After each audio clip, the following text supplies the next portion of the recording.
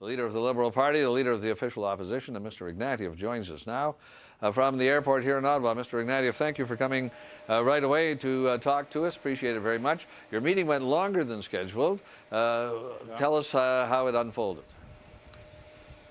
It was a very, the first thing to say, he's a very good listener.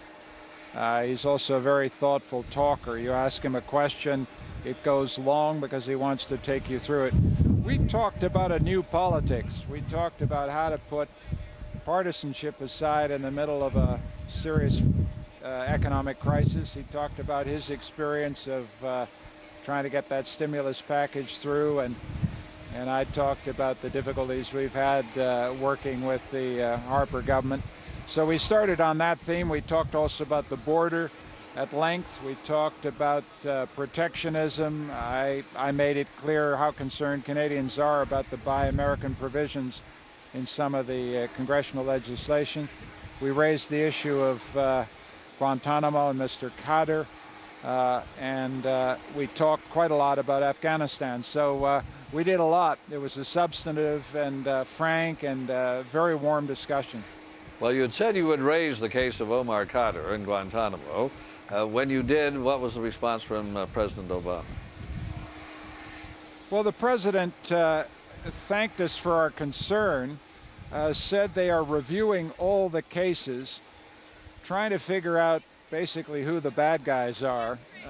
He distinguished between, type 1, type 2, type 3, did not indicate in which category he was placing Mr. Khadr, but was glad to know that the Canadian Party is concerned about Mr. Khadr, and I made it clear that were we to be in government, we would be helpful to the Americans in respect of this and other matters relating to getting us beyond the Guantanamo world. And on Afghanistan, he said when he had his news conference with the Prime Minister, he just thanked the Prime Minister for Canada's contribution. Did you get anything more than a thank you from the President on Afghanistan? I said to the President that Canada was proud of what we tried to do at Afghanistan, but we feel that we're adrift strategically. And he laughed and said, we feel the same way in the White House. It was a significant comment, I thought. They're conducting an urgent strategic review. I've talked about this with Mr. Holbrooke, who's conducting that review. I made it clear that, Canada knows a lot about Afghanistan, and we've paid the ultimate price for what we know. And so we want to be involved in this strategic review so that we can contribute to giving this mission some coherence, because I think there's a feeling that I got from Mr. Obama that he understands that the mission in Afghanistan is drifting. And did you get a feeling from the President that he thinks energy policy and environmental policy should be meshed, and that he wants to have a North American approach? He implied that in his news conference, but there's been some question as to really what this announcement today, and you can tell me what you think of it, that the two countries will cooperate on research into clean energy technology. How significant is that a breakthrough, or is that just what they call a takeaway from a meeting because they had to agree to something?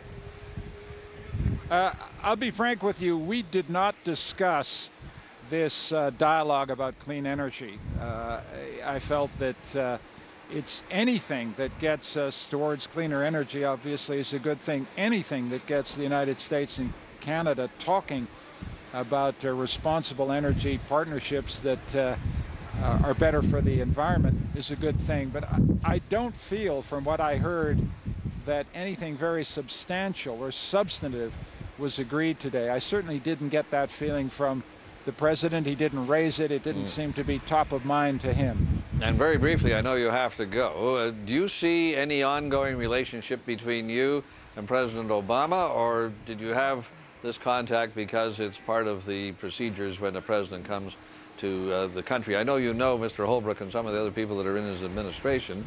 So do you see any ongoing relationship between you and the President and the administration or not? Well, I think it's appropriate for Canadian politicians like myself to represent Canadian interests, and if I can do that in Washington, if I can do that using my contacts, I certainly will. Michael Ignatieff, thanks for taking the time now. Appreciate it very much. Great to talk to you. Thanks a lot.